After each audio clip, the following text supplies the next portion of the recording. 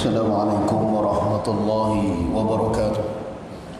الحمد لله رب العالمين، والصلاة والسلام على أشرف الأنبياء والمرسلين وعلى آله وصحبه أجمعين. رب اشرح لي صدري ويسر لي أمري واحلل عقدة من لساني يفقه قولي. اللهم علمنا ما جهلنا وانفعنا بما علمتنا وجعلنا من المخلصين. ربنا لا تجعلنا فتنة لقوم الظالمين. ربنا أتمم لنا نورنا واغفر لنا إنك على كل شيء قدير. ربنا أفرغ علينا صبرا وثبت أقدامنا وانصرنا على القوم الظالمين.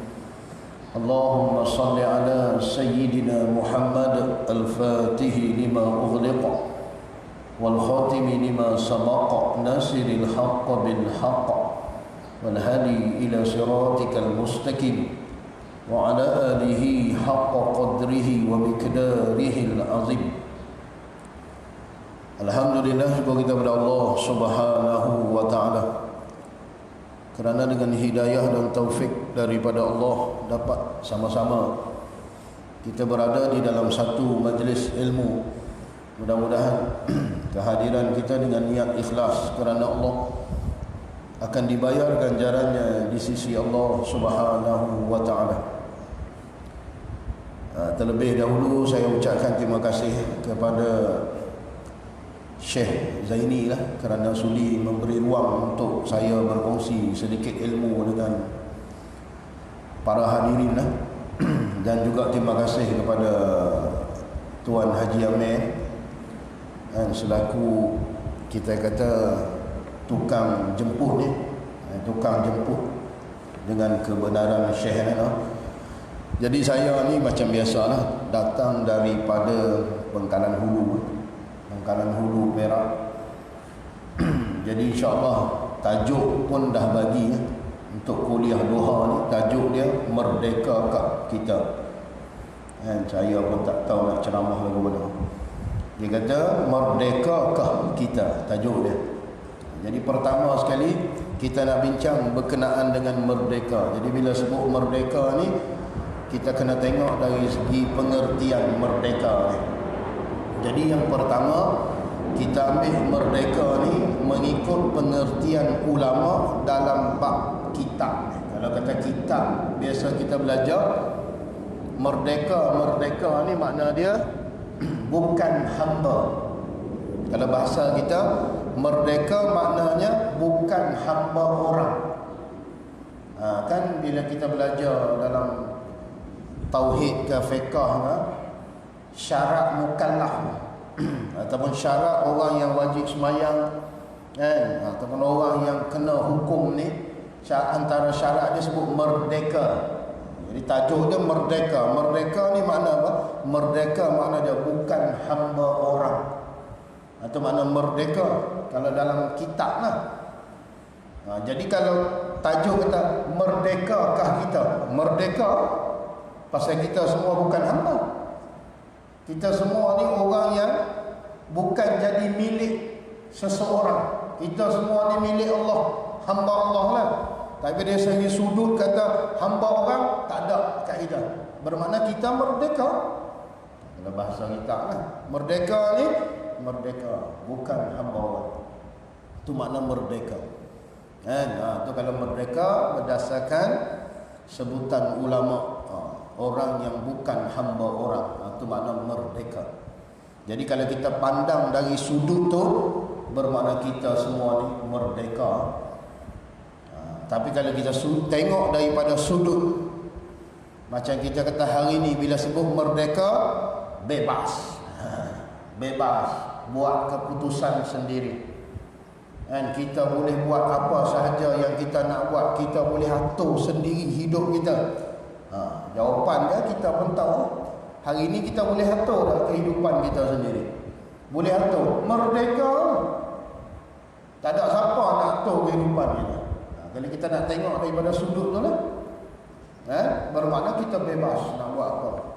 Kita nak sembahyang boleh, kita nak mengaji boleh, kita nak buat apa saja boleh lah. Merdeka dari sudut tu bebas. Mana dia boleh nak buat apa saja. Itu kalau daripada sudut faham makna merdeka tu bebas. Kalau faham merdeka ni dengan makna apa? Selamat daripada penjajah. Memang selamat dah. Penjajah bukan duk jajah kita dah, balik lama dah.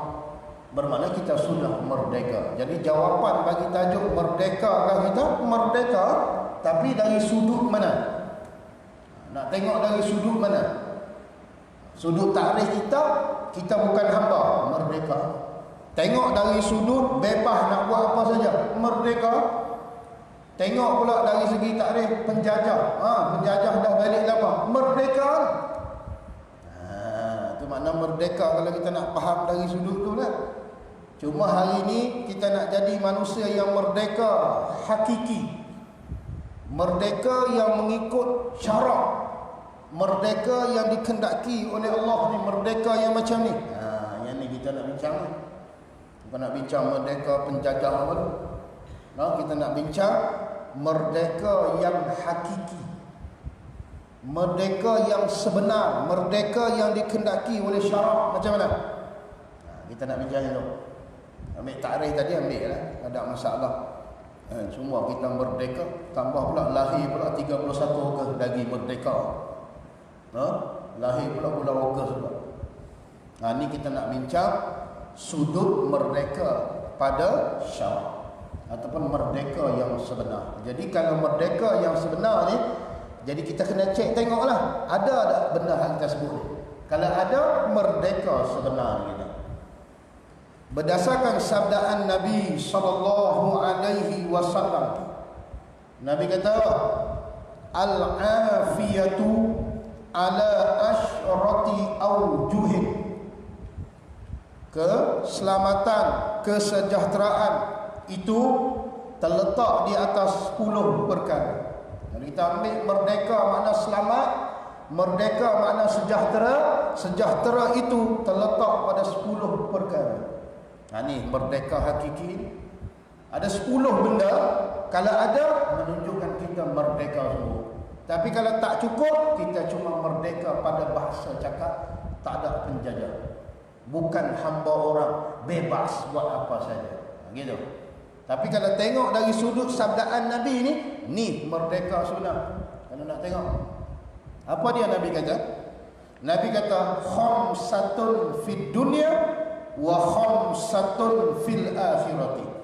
10 keselamatan ni ataupun kesejahteraan ni, 5 pada dunia. Keselamatan ni terletak 5 di dunia dan 5 lagi di negeri akhirat. Bermakna kalau kita dapat 10 ni, itulah makna dia merdeka yang sebenar. Selamat. Selamat ni tengok berarti tengok selamat tak selamat. Fa'ammal lati, sambungan hadis Nabi ni. Fa'ammal lati fid dunya, adapun perkara yang menjadi kesejahteraan di dalam dunia. Yang pertama Nabi kata al-ilmu. Jadi merdekakah kita tanpa ilmu? Tak merdeka. Pasal Nabi kata nak merdeka yang sebenar, benda yang kena ada dekat kita, ilmu. Jadi kita tanya diri kita lah, ilmu ada? Ilmu kita ni cukup dah untuk kita buat ibadah ni? Jadi dah ilmu tu? Tak ada. Belum merdeka. Nampak? Tempat pengajian ni banyak. Tapi kita boleh pergi tak tempat pengajian? Pergi menuntut ilmu tak? Tak boleh. Belum merdeka. Sebab tu kena ilmu. Itu tanda kemerdekaan seseorang yang sebenar, ada ilmu. Kena cari ilmu. Macam ni lah adik-adik kita. Duk mengaji. Sebab ilmu ni maklum sajalah, dia bukan benda mudah. Dia bukan sesuatu yang mudah. Dia ambil masa.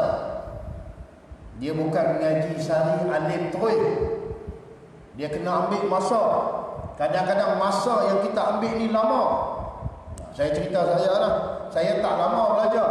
Lebih kurang dalam 20 tahun je. Tak lama belajar, 20 tahun belajar nak ambil tu pun tak dapat semua. Ambil masa. Kalau saya tak boleh. Pasal ilmu ni kesejahteraan pertama. Ilmu tu membuktikan kita ni merdeka. Itu benda pertama. Sebab tu dia ambil masa antara kaedah nak dapat ilmu ni. Kemudian yang paling penting bila berilmu ni, kena cari guru. Dia kena berguru.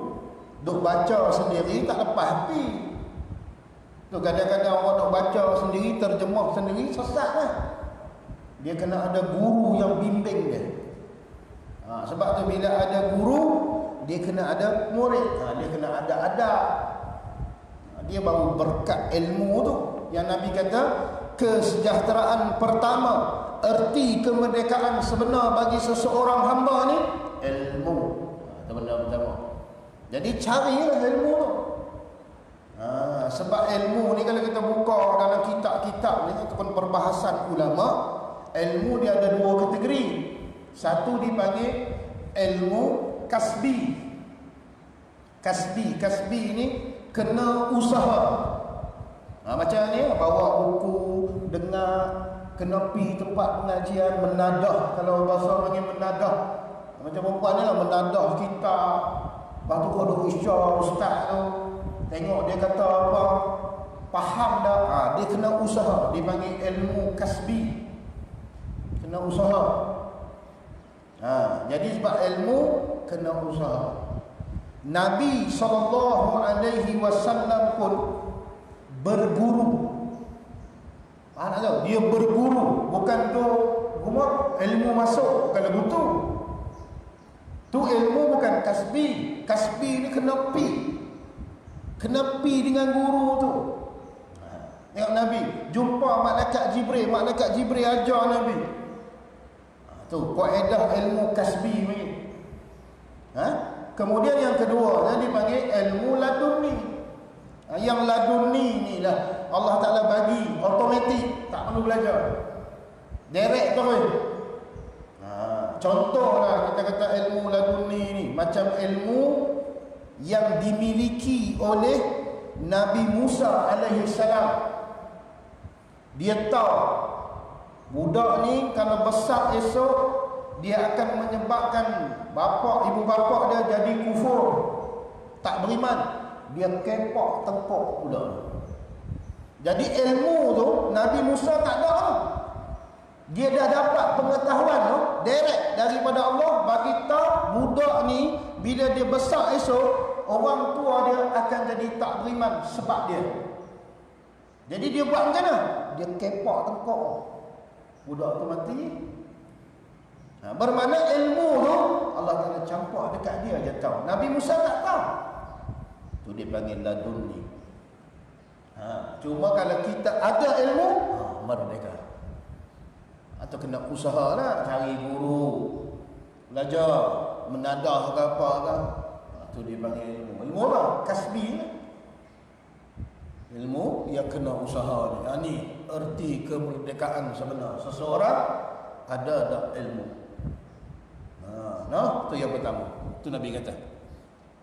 Kemerdekaan yang 5 perkara ni terletak pada seseorang yang hakiki. Pertama ialah ilmu, gitu. Jadi kalau kita ni boleh duduk dalam majlis ilmu, lah tu.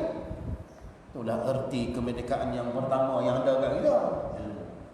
Kemudian yang kedua kata Nabi SAW, wal ibadatu. Yang keduanya, kemerdekaan hakiki kalau nak tengok ialah yang kedua, iaitu ibadah. Ilmu, ibadah. Orang ni merdeka, ada ilmu. Yang kedua ada ibadah. Kalau kita ni merdeka bebas tapi ibadah tak boleh buat, belum merdeka. Ibadah pun tak boleh buat, semayang 5 waktu pun tak boleh, belajar ilmu fardu ain pun tak boleh, belum merdeka. Merdeka ni boleh buat ibadah. Sama ada ibadah itu merujuk kepada ibadah fardu, sama ada ibadah itu merujuk kepada ibadah sunat. Kita tak boleh buat, bermakna kita belum merdeka. Merdeka mesti boleh buat ibadah. Cuma ibadah ni selepas ilmu. Sebab tu bila nak buat ibadah, dia kena pastikan ilmu dulu. Tak ada ilmu tak jadi ibadah. Tak kira ibadah fardu kah ibadah sunat, tak jadi. Dia kena ada ilmu. Hari ni kita nak buat apa? Nak buat sembahyang duha. Tahu tak sembahyang duha tu sembahyang apa? Sembahyang apa? Sembahyang sunat. Faham tak sembahyang sunat? Fahamlah. Kalau buat dapat pahala, kalau tak buat tak dapat apa. Dan sembahyang duha ni berapa rakaat? Kita pun tak mengaji, tak tahu. Bermakna tak jadi ibadah. Sebab tu orang yang merdeka sebenar, dia mesti ada ibadah. Kalau kita boleh jaga ibadah fardu, cantik. Sulam pula, masuk pula dengan ibadah sunat, cantik sebab tu dia kena ada ibadah, lambang kemerdekaan. Tu tak boleh buat ibadah sodok sembang lah. Sebab tu dia cerita dulu.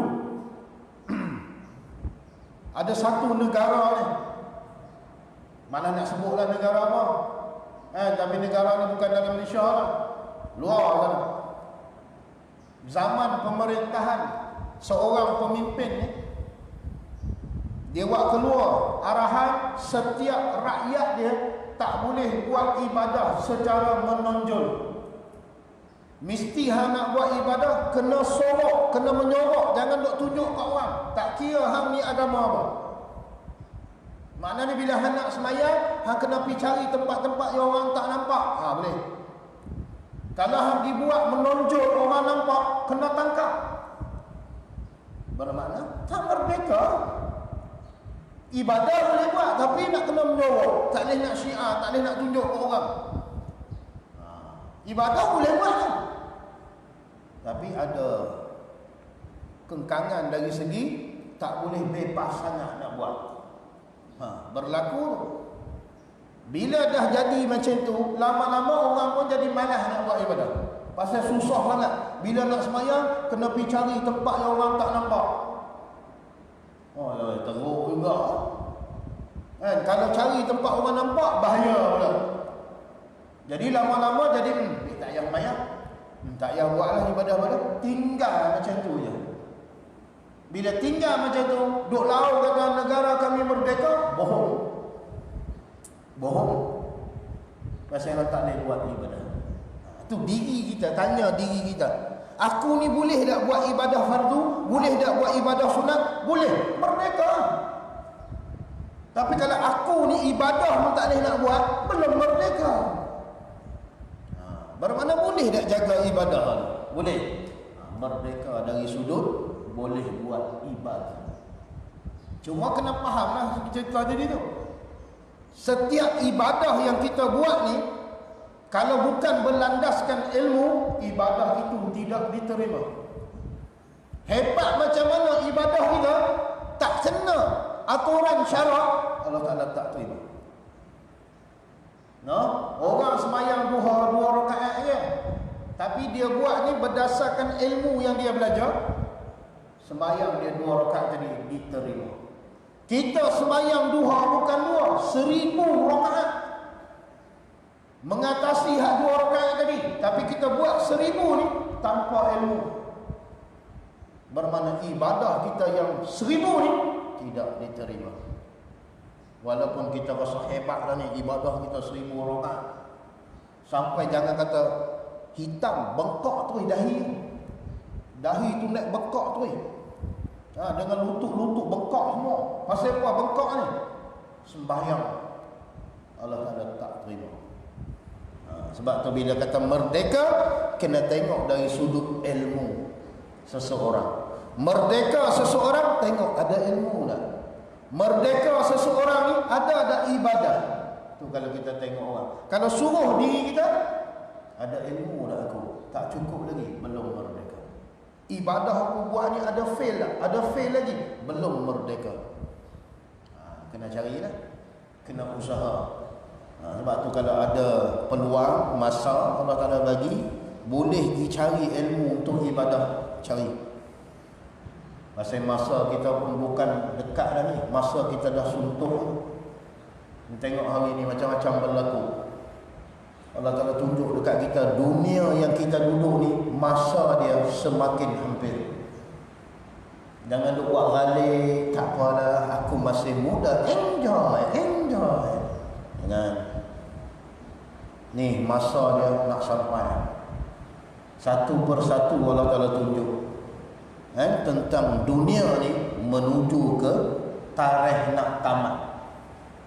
Dunia ni dia ada tarikh tamat. Jadi tarikh tamat tu akan sampai.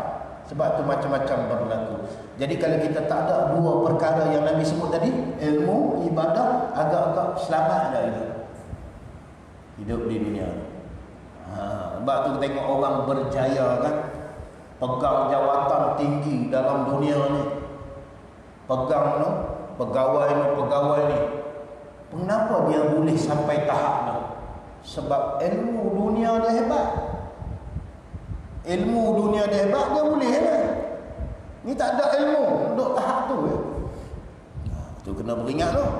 Dua Nabi sebut 5 perkara yang diberikan di dunia, inilah hakikat merdeka pada seseorang. Kalau nak merdeka, pertama ilmu, yang kedua ibadah. Ingat molek tu? Ibadah. Cari masa, cari jalan macam mana aku nak buat ibadah. Berat ibadah, susah ibadah, lagi besar ganjaran pahala dia. Saya duduk mengajar banyak tempat ni. Antara tempat yang saya mengajar ni, saya pernah sebut benda ni. Kata Syekh Idris Al-Marbawi dalam kitab dia yang bernama Bahrul Mazi, jilid yang ke-18, dalam bab syurga, ada setengah ulama membahagikan syurga itu kepada 3 kategori. 3 kategori. Kategori pertama dipanggil syurga anugerah. Syurga anugerah. Anugerah ni macam mana? Syurga yang memang Allah Ta'ala akan bagi. Anugerah macam tu. Syurga anugerah ni akan dimiliki oleh dua golongan manusia. Yang pertama dipanggil ahli fatrah. Ahli fatrah, manusia golongan yang hidup belum dibangkitkan Rasul kepada mereka. Contoh, ayah Nabi, ibu Nabi SAW, mereka ini termasuk dalam golongan disebut ahli fatrah. Tok Wan Nabi ada, jadi panggil ahli fatrah. Ahli fatrah ni kalau bahasa mudah, golongan tak cukup syarat mukallaf. Syarat mukallaf kita kata apa? Sampai seruan Rasul. Depa ni tak sampai seruan Rasul tu. Jadi depa ni siapa dia? Ahli syurga anugerah. Syurga anugerah tu akan diberi kepada mereka. Itu golongan pertama. Golongan kedua yang masuk syurga anugerah ni ialah ghulam. Ghulamun, bahasa Arab lah. Bahasa Melayu kita kata kanak-kanak yang mati sebelum balik. Setiap kanak-kanak yang meninggal dunia, tak kiralah meninggal macam mana, tapi dia belum balik, dia belum cukup umur, sama ada anak itu daripada anak orang Islam sendiri ataupun anak orang bukan Islam, mereka ni akan dapat apa? Syurga anugerah. Syurga anugerah. Itu dipanggil syurga anugerah. Yang kedua, disebut ulama kata pembahagian yang kedua ialah syurga pesaka. Syurga yang kita dapat dengan cara dipesakakan. Sebab contoh gini, kita ada ayah. Ayah kita meninggal dunia. Harta ayah kita akan dapat kat kita sebab kita anak dia. Jadi yang harta dapat kat kita tu dipanggil harta apa? Harta pesaka. Faham tak? Jadi kita dapat pesaka sebab kita ada pertalian dengan ayah kita. Kita anak dia. Kita dapat harta tu. Dan ada syurga yang Allah Ta'ala akan yang pesakakan bagi. Siapa dapat ni syurga ni? Setiap orang mukmin. Setiap orang yang beriman akan dapat syurga pesaka ni. Sama ada dia ni derhaka, hidup di dunia ni tak semayang, hidup di dunia ni tak belajar ilmu fardu ain, mana kesilapan dia buat tak taubat, jadi dia ni akan dicuci dosa dia dulu. Habis cuci dosa semua, akan diberi syurga. Syurga apa? Bukan syurga anugerah, syurga pesaka. Setiap orang mukmin walaupun asi, berderhaka, dapat syurga. Kemudian yang ketiga, yang ni kena dengan hak kita baca ni, ibadah. Seseorang yang merdeka ialah seseorang yang boleh jaga ibadah. Kenapa nak jaga ibadah ni? Kata Syekh Idris Al-Marbawi, syurga yang ketiga, kategori yang ketiga disebut syurga amal. Syurga amalan-amalan. Bermakna nak masuk syurga ni ada amalan-amalan, gitu. Bermakna ada orang masuk syurga ni sebab amalan dia. Apa amalan dia buat? Fardu, dia jaga sembahyang fardu. Tu amalan tu. Dia dapat syurga amal. Nampak tak? Sebab tu sebut tadi tu, merdeka seseorang hamba ni terletak kepada ibadah dia. Kerana ibadah dia ni boleh membawa dia masuk syurga. Kenapa boleh masuk syurga? Sebab ada syurga yang ulama kata syurga amal. Syurga sebab amalan kita. Tu kadang-kadang kita tak tahu amalan mana Allah Ta'ala terima.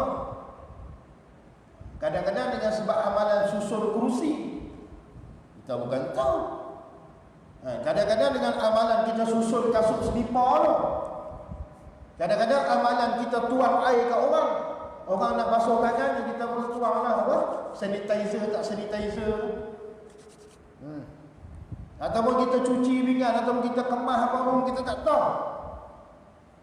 Ni macam sahabat kita ni, mari pada mana tak tahu, daripada mana kan? Dia amalannya ni, buatlah bagi orang tengok. Kita tak tahu amalan mana Allah Ta'ala terima. Tu kadang-kadang ada syurga ni kita hasil dapat dengan sebab amalan tu. Jadi bila buat satu-satu amalan, ikhlas. Sama ada sikit ke sama ada banyak, jangan bincang, kira ikhlas. Sebab kita tak tahu bila Allah Ta'ala terima amalan kita ni. Contoh ni masuk syurga sebab amalan ni. Pasal apa? Pasal ada syurga yang disebut amal. Syurga dengan amalan yang kita buat. Sebab tu tengok, merdeka seseorang ialah ada ibadah. Kerana ada ibadah yang dibuat ni diterima Allah, dia masuk syurga sebab ibadah juga. Tu yang kita nak. Kadang-kadang amalan ni, sebab tu jangan tunjuk ke orang kan. Buat satu-satu amalan tak biar pergi cerita ke orang lah. Melainkan amalan yang kita kena cerita nak bagi dia semangat apa, itu lain. Kalau kita boleh buat satu-satu amalan, sembunyikan amalan. Jangan cerita kat siapa, kita tak tahu. Mungkin kerana amalan tu Allah Ta'ala terima, kita masuk dalam syurga amal. Sebab tu merdekanya seseorang kamu mesti ada ibadah. Pertama ilmu, yang kedua ibadah. Kemudian yang ketiga kata Nabi SAW, nak tengok seseorang ni merdeka ke tak merdeka. Yang ketiganya, warizqu minal halali, rezeki daripada sumber yang halal. Tu merdeka. Kita dapat makanan apa sahaja yang kita dapat ni, sumber dia tu halal ke? Sumber dia ni cara yang halal, merdeka gitu. Tapi kalau duk masuk sumber ni tak tahu halal haram, belum merdeka lagi. Nampak agama. Sebab tu kalau orang ni merdeka, kena pastikan sumber dia, rezeki yang dia capai ni halal. Sebab rezeki ini pun kata ulama ada dua kategori kan. Satu dipanggil rezeki zohir, yang duk masuk dalam perut apa semua ni, yang kita boleh tengok sentuh dengan panca indera ni, dipanggil rezeki yang zahir. Kemudian ada ulama kata satu lagi rezeki batin. Macam kita dapat ilmu, dapat hikmah, dapat amal, tu rezeki juga tu, rezeki batin dia panggil. Dan kita mari sini orang mengaji, lagi orang bagi nasi lemak sama semukul kat balik, rezeki lah tu. Rezeki zahir. Dapat ilmu tu rezeki juga, rezeki batin. Jadi rezeki ni kena pastikan halal baru boleh merdeka. Merdeka ni rezeki pun tak tahu mai kat mana. Belum merdeka yang sebenar lagi. Merdeka yang sebenar mengikut acuan syarak. Yang ketiga, sumber rezeki dia halal. Kena cari lah. Sebab tu dia jadi fardu ain, dia jadi fardu kifayah. Kadang-kadang jadi fardu ain cari rezeki yang halal ni. Nak bagi makan anak isteri tu. Tu kadang-kadang fikir tu benda tu. Jadi suluh tengoklah. Rezeki yang halal ni ada dekat kita. Yang masuk dekat kita ni. Ada tak rezeki yang halal? Ada, alhamdulillah. Tanda kemerdekaan yang hakiki adalah dekat kita yang ketiga tu. Rezeki yang halal.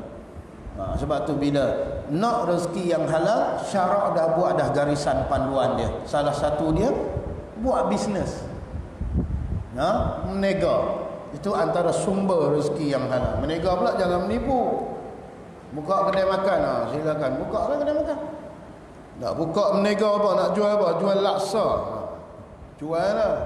Makanan, contoh nak jual makanan, pasti makanan tu bersih, cara basuhan dia, lepas tu pula jangan harga ni telajak sangat. Jadi kena tengoklah semua benda tu. Jadi sumber yang kita hasil, contoh kita menega makan, dengan cara makanan yang kita masak ni bersih, elok, dapatkan dengan cara yang elok, jadi rezeki yang masuk itu halal. Dan rezeki yang halal tu ada dekat kita, itulah tanda merdekanya kita. Bila rezeki itu halal. Sebab tu tengok agama. Bila kita nak sesuatu, nak dapatkan sesuatu, bak makanan lah. Kita tengok bak makanan, kadang-kadang Allah Ta'ala tunjuk dekat kita sendiri. Cuma kita ambil pot dengan tak ambil pot je. Kadang-kadang kita pergi kedai, kita masuk kedai, kita pun tengok makanan yang kita nak beri. Contohlah makanan duduk dalam tin ke, duduk dalam plastik ke. Kita pun berasa nak makan lah benda ni. Kita pun pergi tengok makanan tu, tiba-tiba hati kita ni rasa tak sedap. Aku rasa macam tak puas hati lah tengok makanan dalam plastik ni. Jadi bermakna Allah Ta'ala dah bagi clue tu. Makanan yang hang tengok nak beli tu, jangan beli. Pasal keraguan hati tu ada. Tapi kita beli juga, kita makan juga. Makan juga, pagi ni tak main terus. Pagi ni makan tak main terus. Pasal apa? Pasal pergi kena makanan yang syubhah. Jadi malas. Allah, jadi Allah. Macam tu. Lepas tu hak ustaz duk cerita tu dia tak masuk. Yang masuk apa? Bila nak berhenti. Itu masuk. Tu kadang-kadang tengok situ kita boleh tahu. Clue tu Allah Ta'ala bagi. Sebab tu pentingnya rezeki yang halal ni. Sebab tu bila sumber tu kita nak dapat, rasa tenang, rasa tak ada masalah apa, kita beli. Tu benda elok. Tapi kalau benda yang keraguan, jangan beli. Kan Nabi sebut dah dalam hadis, da' ma yuri buka, tinggalkan barang yang memberi keraguan pada hatimu. Ni kita nak beli ni, tak sedap hati. Tengok si halal pun lain macam ni. Si halal mana ni? Halal from Vietnam. Aku tak lepas kalau macam ni. Tinggal. Tak apa orang beli pi, janji sedap sudah. Bungkui. Itu jadi benak tu. Itu sumber tu. Jangan nak kata merdeka lah. Kalau rezeki yang halal kita tak boleh pastikan. Belum lagi merdeka yang sebenar. Itu Nabi kata. Duduk di dunia ni kalau ada 5 perkara ni, itulah merdeka yang sebenar. Kita dah bincang yang ketiga tadi. Pertama ilmu, yang kedua ibadah, yang ketiga rezeki yang halal. Mesti kan? Kemudian yang keempat kata Nabi SAW, was-sabru ala syiddati. Sabar di atas kesusahan. Menahan diri daripada mengeluh menahan diri daripada mengadu selain Allah, sabar. Bila berlaku kesusahan, sabar. Sabar tu erti kemerdekaan yang sebenar bagi seseorang. Kita hari ini kena uji kan COVID-19. Takut kita nak pergi mana pun, nak salam tak berani. Dah macam sekarang Jepun, betul tak? Nak buat macam mana prosedur lagu tu? Nak salam pun tak berani ni, takut ni. Jadi pasal apa ni? Diuji dengan COVID-19. Takut tu. Sabar tak kita? Mengeluh tak kita? Mengadu tak selain Allah? Mengadu selain Allah? Tak sabar. Belum merdeka lagi lah. Sebab tu nak mengadu kepada makhluk, nak mengadu ke siapa saja selain Allah, boleh. Tapi mengadu pada Allah dulu. Bila berlaku kesusahan macam ni, ada tak kita minta doa pada Allah? Ya Allah, selamatkanlah aku dan ahli keluarga aku dan adik-beradik aku dan semua kaum muslim muslimat daripada wabak ni, ya Allah. Ada tak kita buat itu? Ada. Lepas tu kita nak cerita ke orang, nak mengadu orang, tak ada hal pasal kita dah mengadu kepada Allah. Tu sabar. Sabar tu main peranan menunjukkan kita ni merdeka yang sebenar. Hakiki merdeka bila sabar terhadap musibah, kesusahan. Sebab tu kalau kita belajar dalam kitab Siyarus Salikin, kan, Siyarus Salikin, dia kata sabar ni dia ada kategori dia. Sebab tu sabar dalam menunaikan ibadah, sabar dalam meninggalkan maksiat. Makna banyak lagi kategori tu. Kita ambil dua.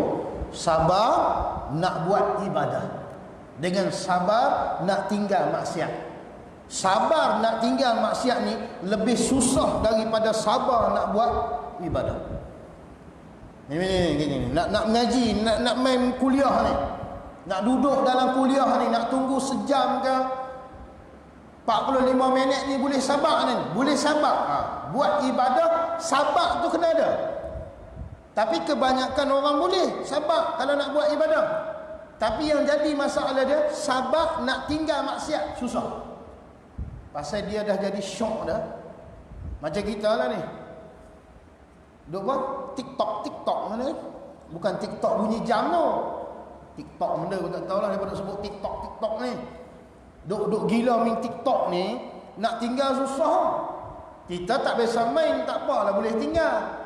Orang ada biasa main TikTok ni, susah nak tinggal. Saya tak biasa, saya bukan main TikTok, saya main football. TikTok ni yang main. Itu cerita tadi. Nak buat ibadah, orang yang minat TikTok ni boleh mengaji. Semayang 5 waktu boleh. Pergi semayang 5 waktu. Kan? Kuliah dia ada, duduk depan sekali pula. Duduk tengok ustaz sampai tertidur. Mengaji sampai tak ratus. Tapi suruh dia tinggal TikTok. Susah. Tapi kalau cerita pergi mengaji, dia boleh mengaji. Belajar dia boleh belajar. Tapi nak tinggal susah. Sebab tu dia termasuk dalam erti kemerdekaan seseorang ni terletak juga pada sabar. Sebab tu kena sabar. Bila boleh buat ibadah, alhamdulillah. Bila dah buat, sabar. Bila Allah Ta'ala uji, sabar lah. Macam kita lah tengah baru nak start belajar ni, pilah kuliah. Pipi kuliah, ustaz tu macam hentam aku Bang, macam mana ustaz tu tahu aku pula gila TikTok? Contoh lah ni, contoh saja. Lagi kata saya kasyah tinggi pula. Macam mana ustaz tu boleh tahu? Aku tak minat sangat TikTok, tapi drama Korea tu aku minat lah. Sudah. K-pop ni pun boleh tahan juga K-pop ni. Macam mana ustaz tu boleh tahu? Dia berasa ustaz tu kata kat dia, dia tak sabar. Belah. Tak merdeka lagi. Kena sabar lah. Ustaz tu bukan tahu hang minat TikTok ke orang K-pop benda. Tapi bila dia keluar, kita tak tahu benda tu Allah Ta'ala suruh keluar benda tu. Dia keluar lah daripada mulutnya. Sabar tak kita? Sebab tu Nabi kata, sabru ala syiddati, sabar di atas menanggung kesusahan. itu tanda merdekanya seseorang. Jadi suluh diri kita. Bila kena musibah, kita mengadu tak selain Allah? Kita mengeluh tak? Kita guling-guling tak? Kalau macam tu, tak ada. Belum merdeka lagi. Ni cerita ni sedap ni. Tukang duk cerita ni pun kemas juga ni. Cerita sabar-sabar, dia pun tak sabar. Ni cerita betul ni. Kadang-kadang Allah Ta'ala uji kita. Hak tukang cerita ni, sabar tuan-tuan, sabar ya. Tengok-tengok ustaz tu pergi nak balik ni, kasut dia kena balas. Ustaz kata haram pun. Ustaz pun tak sabar. Nampak tu. Kadang-kadang dia uji juga. Cerita sedap. Sabar ya tuan-tuan, sabar. Ini semua ujian Allah. Kena ustaz tu kena uji, dia tumbuk dinding. Habis ustaz. Sebab tu susah kan nak boleh kemerdekaan yang hakiki ni. Sebab tu macam perempuan lah, main mengaji hari ni kan, duk dengar sabar baru merdeka. Semangat ni. Balik-balik rumah tu lelaki kata menikah seorang lagi. Tunggu lah. Sabar. Balik-balik sampai rumah, Assalamualaikum. Suami kata Waalaikumsalam. Dah balik ke? Ya. Masuk dah. Abang ada hal sikit ni nak bagi tahu. Apa dia abang? Abang dah kahwin seorang lagi. Kita baru mengaji kesabaran tu. Agak-agak merdeka tak kita kalau kena macam tu. Cuba jawab tengok. Berani tak? Abang apa? Abang sekali tak dengar abang Cuba bagi kuat sikit. Apa dia abang tadi tu? Abang menikah seorang lagi. Deras sikit lagi. Belum merdeka lagi tu. Nampak tu? Kita pun fikir, Allah Ta'ala uji aku ni. Aku ni orang yang merdeka. Tak apalah. Abang kahwin seorang lagi. Ada lagi dua abang. Tu merdeka betul. Tu memang merdeka betul. Tapi siapa boleh bercerita ni? Tak boleh. Ustazah pun tak boleh. Sembang. Ustazah pun tak berani nak merdeka pada hak tu. Dia berani kata apa? Tak ada masalah kan, suami mau nak kahwin lebih, tapi jangan ambil suami saya. Dia tak ada masalah Pak boleh ambil. Tapi tu dia nak cerita sabak ni. Tu ujian tu. Nak kena lagu tu, nak buat lagu mana? Terima lah. Tapi tu kan cerita boleh kata sedap lah. Cuba kena kat ustaz tengok. Menangis tu. Ni jaga molek. Sebab tu Nabi kata, erti kemerdekaan seseorang yang sebenar ni terletak juga pada sabru anisyiddati. Sabru ala syiddah. Sabar di atas kesusahan. Itu yang keempat.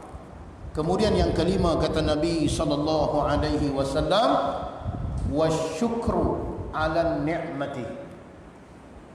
Keerti kemerdekaan seseorang yang hakiki yang kelima, syukur di atas nikmat, berterima kasih di atas nikmat yang Allah Ta'ala bagi. Itu baru merdeka. Kita tanya diri kita masing-masing, tanya dalam hati lah, tak payah tanya depan ni lambat habis. Tanya dalam hati ni, nikmat apa yang Allah Ta'ala bagi kat aku yang aku tak pernah terima kasih? Kita tanya tengok nikmat apa Allah Ta'ala bagi. Banyak ni. Antara nikmat paling besar tau, kadang-kadang kita lupa nikmat ni. Tahu nikmat apa? Nikmat ijad. Nikmat dijadikan tu. Kita ni bukan wajib dijadikan. Kita semua ni mungkin benda yang boleh jadi ataupun tak jadi. Terpulang pada Allah. Benda mungkin. Tiba-tiba Allah Ta'ala jadikan kita ke dunia ni. Itu nikmat tu. Pernah tak kita terima kasih nikmat ijad ni? Allah Ta'ala jadikan kita ni daripada tak ada kepada ada ni. Asalnya kita ni boleh ada atau tiada, sama banyak. Tiba-tiba hari ni muncul ke dunia. Nikmat dijadikan tu, kita pernah dah terima kasih. Dah jadi dah manusia, bagi iman pula, bagi Islam pula, lagi besar pula nikmat tu. Pernah tak kita terima kasih? Tak pernah, belum merdeka lagi. Faham balik tu? Merdeka ni kita terima kasih nikmat yang Allah Ta'ala bagi.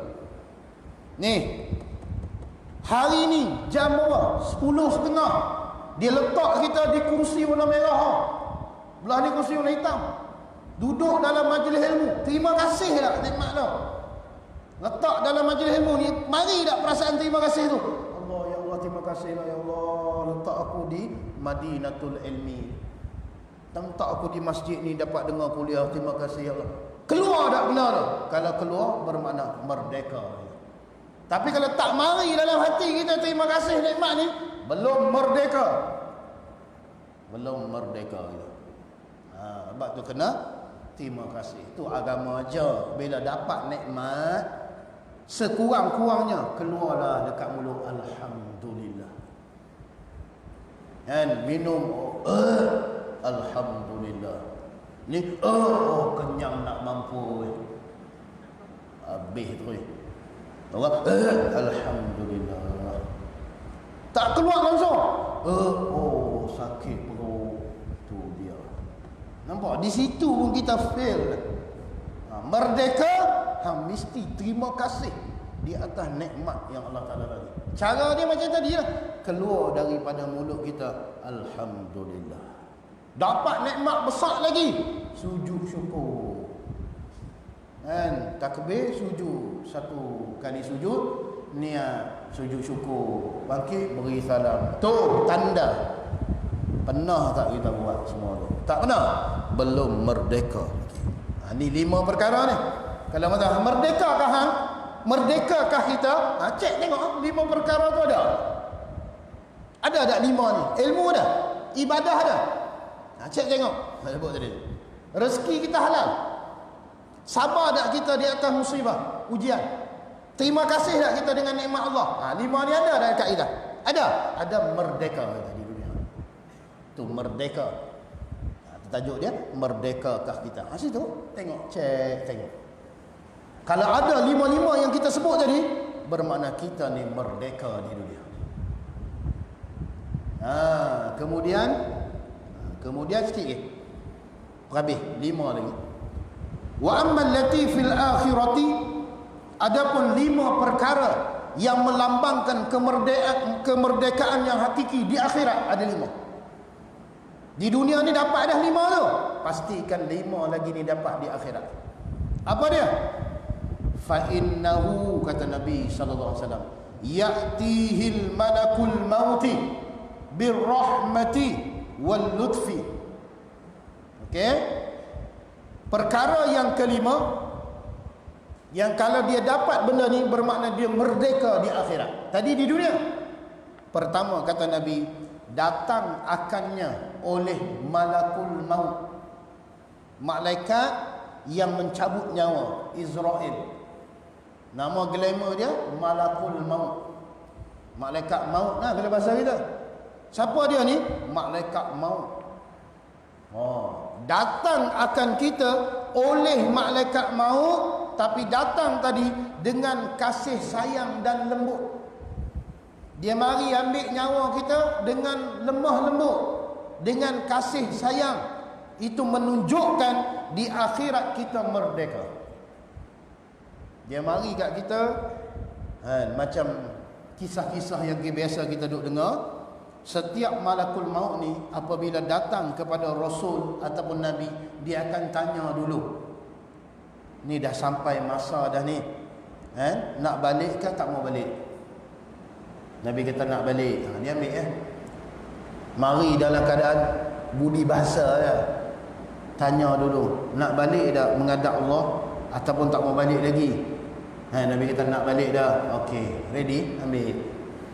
Tu contoh. Ni dia mari jumpa kita, dia kata syekh sampai masa dah nak ambil dah ni. Pejam mata. Kita pun pejam mata, dia pun tarik. Cantiklah tu. Itu merdeka di akhirat. Di mari-mari dia tak cerita apa, ngap mata terbeliak tu. Dia terus sentak macam tu je. Datang dalam keadaan bukan lemah lembut, bukan kasih sayang, datang dalam keadaan nak marah ni. Masih duk geram lama dekat hang. Bermakna belum merdeka kita di sana.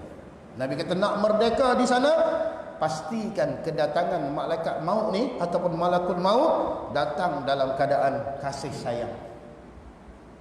Tapi kalau kita ada 5 perkara hak Nabi sebut di dunia tadi, ada 5 tu, pasti malaikat maut ni datang dalam keadaan kasih sayang. Jangan risau. Dia akan datang dalam keadaan kasih sayang. Sakit, mati tu memang sakit. Tapi nak cerita cara kedatangan dia tu cantik. Tu kadang-kadang tengok orang mati cantik ni, peluk kan. Lepas tu mati dalam tengah duk sujud, tengah duk baca Quran. Nampak tak? Tu mati dalam keadaan gitu, bermakna mati molek lah tu kalau bahasa kita. Husnul khatimah. Malaikat mau ambil dia dalam keadaan yang dia sedang ibadah. Tu benda pertama tu kena pastikan. Kalau dapat benda ni, bermakna satu dah kita dapat merdeka di akhirat, iaitu malaikat maut datang dengan kasih sayang dan lembut.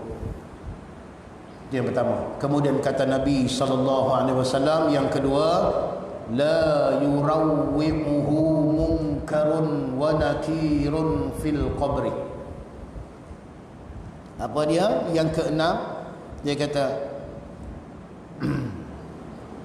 yang kedua daripada 5 perkara yang menunjukkan merdekanya di akhirat, iaitu malaikat mungkar dan nakir tidak membentaknya ketika disoal di dalam kubur.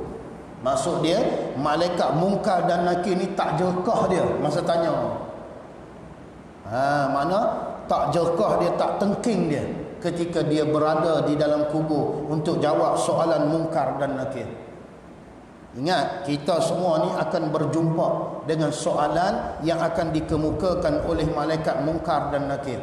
Kata ulama, mungkar ni tukang tanya, nakir ni tukang tibai. Ma rabbuka, mungkar dia tanya. Kita pun duduk diam nak jawab ni. Kita kata astro. Oh, kena tu. Dia tanya, siapa Tuhan kamu? Kita kata Google. Kan kita suka main Google kan? Google. Malaikat nakir ketuk kepala, terbenam 70 hasta. Tarik balik tanya pula dalam suara yang keras. Kalau orang yang kena macam ni, belum merdeka lagi di akhirat. Merdeka ni makna dia, mungkar dan nakir ni tanya soalan tanpa dalam keadaan tinggi. Mana dia biasa. Bukan jerkah kita, bukan tengking kita. Dia tetap tanya, tapi tanya dalam keadaan macam dia nak tahu. Bukan tanya nak beri kita ni tak boleh jawab. Bukan tanya nak tekan kita, tapi tanya untuk dia dengar jawapan daripada kita. Kita pun jawab Allahu Rabbi. Kita ma rabbuka, kita pun Allahu Rabbi. Siapa Tuhan kamu? Kita pun jawab Allah Tuhan aku. Macam tu. Itu merdeka, kata Nabi SAW. Apabila kita masuk dalam kubur esok, malaikat mungkar dan nakir tak tengking kita. Tu erti merdeka di sana. Ni kita yakin tak kita ni kalau masuk kubur ni tak kena jerkah. Macam baru ni dia pada viral apa? Ada seorang budak perempuan di mana Kelang, belah-belah Kelang sana lah. Dia nak pergi ke ayah dia, nak tunggu ayah nak bagi makanan, nak bagi apa, dia tak tahulah. Ayah dia ni penggali kubur lah, orang yang duk jaga kawasan kubur ni. Jadi dia pergi tunggu ayah dia dekat tanah perkuburan lah, duduk atas, dia jangkut benda ni, duk tunggu atas tu. Sambil dia duk ambil handphone dia, duk rakam lah, duk buat video. Duk buat video tengok batu nisan apa semua tu, rakam lah kan. Kemudian bila dia dah rakam siap, dia pun tak perasan. Balik dia buka balik rakaman yang dia buat, bunyi suara meraung dalam video tu lah. Dia buka lah, viral ni, dia viral dah benda ni. Dia buka balik, bunyi macam orang duk minta tolong, orang meraung sakit ni. Dia post, dia kata bunyi suara ni tak tahu daripada mana. Mungkin orang kena seksa dalam kubur tu, meraung. Jadi ada orang tanya, bolehkah benda ni berlaku? Bolehkah kita dengar suara orang sakit dalam kubur? Boleh kalau Allah Ta'ala nak bagi dengar. Tak mustahil benda tu kalau Allah Ta'ala nak bagi dengar. Seperti mana Allah Ta'ala bagi dengar ni binatang-binatang ni. Tu hari ni kalau kita bawa kambing lembu lalu tepi kubur, kadang-kadang kambing lembu tu dia duk ragut rumput tu, dia berhenti. Pasal dia dengar bunyi gum, bunyi pukulan. Cuma kambing lembu ni dia tak tahu bunyi apa. Dia tak ada akal, faham? Kalau dia ada akal, bunyi tu dia akan proses. Bunyi macam ni. Macam bola ni. Dia tahu lah. Bunyi ni bunyi dia pasang bunga api ni. Tu macam kita hari ni bila dengar pam. Bunyi pam ni accident ni. Kita proses pasal kita ada akal. Lembu kambing bila dia dengar bum, dia berhenti. Berhenti sah. Makan balik. Tu lembu. Pasal dia tak proses lah. Dia makan balik. Bunyi pula berhenti. Macam tu lah. Sebab tu dia dengar tau. Lembu boleh dengar bunyi tu. Kita tak boleh dengar kan? Kalau Allah Ta'ala nak beri dengar, boleh dengar kan? Tak masalah, boleh dengar kan? Jadi benda tu dia sebut ni, malaikat ni dia tanya, hang tak boleh jawab, dia pukul tu kuat. Kalau kita boleh dengar, tahu jadi apa? Tak makan, tak minum, kuih kering, mati macam tu. Kita semua ni. Sebab tu Allah Ta'ala tak bagi kita dengar. Sebab bila kita dengar, kita tahu bunyi apa. Ini tahu ni kena tabuh ni. Ni kena tabuh kau ni. Kita pun cek balik kubur dia ni. Siapa dia mati ni? Cek balik. Dia ni tak sembahyang. Nampak tak? Jadi kita akan jadi takut. Bila takut, tubuh kita tak lalu makan, minum, semua tak lalu. Lepas tu dah pun mati macam tu. Sebab tu Allah Ta'ala tak bagi dengar. Faham tak? Tak bagi dengar. Jadi nak kata tak boleh dengar, boleh jadi. Jadi kita nak faham hadis Nabi kata apa ni? Merdeka yang kedua di akhirat tidak berlaku tengking pada soalan mungkar dan nakir. Makna dia soal mungkar nakir berlaku, tapi dia soal dengan cara yang tak keras. Dia tanya, kita boleh jawab. Itu merdeka. Itu merdeka di akhirat. 2. Kemudian yang ketiga, yakunu aminan fil fazail akbari. Perkara yang ketiga yang menjadi kemerdekaan bagi seseorang di akhirat apa dia? Rasa selamat apabila berlaku hari kejutan yang besar. Kiamat ni lah fazail akbari, kejut yang sangat dahsyat. Kita rasa selamat bila berlaku kiamat ni. Kita rasa selamat, itu tanda merdeka kita di sana. Kita jangan main lah kiamat ni. Kejut sungguh, bukan tahap biasa-biasa kejut ni. Kita baru bunyi mercun kejut lah. Kiamah ni tahap kejutan dia, kalau perempuan yang mengandung keluar anak macam tu ya. Jangan main-main. Kejutan kiamah ni bukan kecil-kecil. Sebab tu dia fazail akbari, kejut yang sangat dahsyat. Macam mana dahsyatnya? Orang perempuan mengandung tak payah pergi hospital, beranak terus.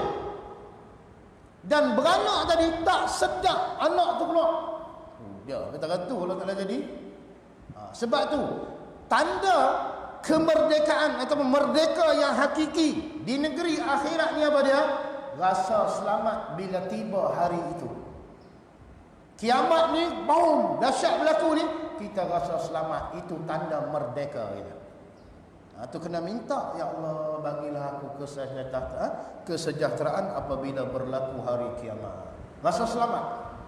Itu kata Nabi SAW, berasa aman, berasa selamat bila berlaku hari yang mengejutkan.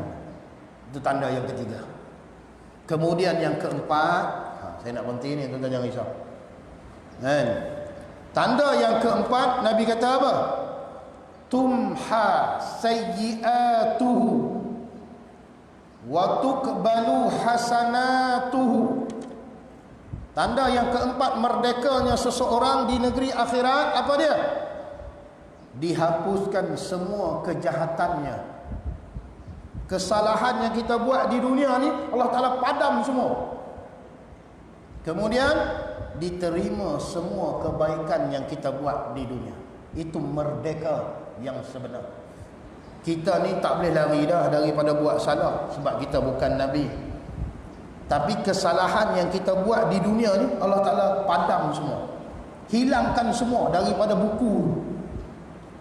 Segala kebajikan yang kita buat pula Allah Ta'ala terima semua. Itu tanda kita merdeka di hari akhirat. Kena pastikan tau. Sebab tu kena banyakkan taubat, banyakkan istighfar, banyakkan taubat, minta ampun kepada Allah. Mudah-mudahan kita jadi orang yang merdeka di negeri akhirat. Macam mana? Allah Ta'ala padam semua keburukan kita dan Allah Ta'ala terima semua kebaikan kita. Itu tanda yang keempat, merdeka di hari akhirat. Kena pastikan tau.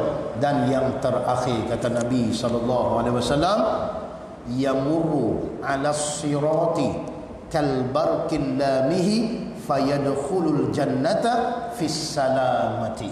Tanda yang terakhir merdekanya seseorang hamba, iaitu melintasi sirat, titi ni, sepantas kilat dan terus masuk ke dalam syurga dengan selamat. Ni tanda kemerdekaan yang hakiki. Yang kelima, di negeri akhirat lalu titi tu macam kilat laju. Dah lepas titi tu terus berjalan menuju ke dalam syurga dengan selamat. Itu tanda merdeka. Jadi kalau orang tanya merdekakah kita? Jawab. Jawab. Merdekakah kita? Tak tahu. Cek tengok. Oh, ada 10 ni. Merdeka. Kena? Kena? Merdekakah kita? Wallahu a'lam. Tapi mudah-mudahan kita merdeka. Minta doa lah. Nak tu? Kita cek tengok satu-satu. Yang 5 di dunia tu kena pastikan. Bila ada 5 ni, yang 5 lagi akhirat akan menyusul. InsyaAllah. Kita pun berhentilah. Nampak tuan-tuan dan puan-puan pun nampak teruk dah tu. Jadi saya pun lagi teruk lah. Kalau tuan-tuan teruk, saya lagi teruk. Jadi kita berhenti tentulah no. Jadi insyaAllah panjang umur, murah rezeki, kita akan bertemu lagi. Sekali lagi saya ucapkan terima kasih kepada Syekh kita, Syekh Zaini, dan juga kepada Tuan Amir kita kerana sudi menjemput saya datang ke Mahad Madinatul Ilmi. Dan terima kasih juga kepada sahabat kita ni. Daripada mana kita pun tak tahulah, tapi ni sahabat alam maya. Terima kasih sudi buat live untuk kita pagi ni. Jadi sekali lagi saya ucapkan terima kasih juga kepada semua yang hadir. Ustaz Farhan, imam kita, Imam Kabir tu, terima kasih banyak. Jadi insya-Allah murah rezeki, panjang umur, kita akan bertemu lagi. Sekadar tu dulu untuk pagi ni. Assalamualaikum warahmatullahi wabarakatuh. A'udzu billahi minasyaitonir rajim. Bismillahirrahmanirrahim. Alhamdulillahi rabbil alamin wassalatu wassalamu ala asyrafil mursalin wa sallallahu Allahumma ta'ala wa ta'ala fi rizqina ya rabbi faman muslimin sallallahu alaihi wa sallam walhamdulillahi rabbil alamin.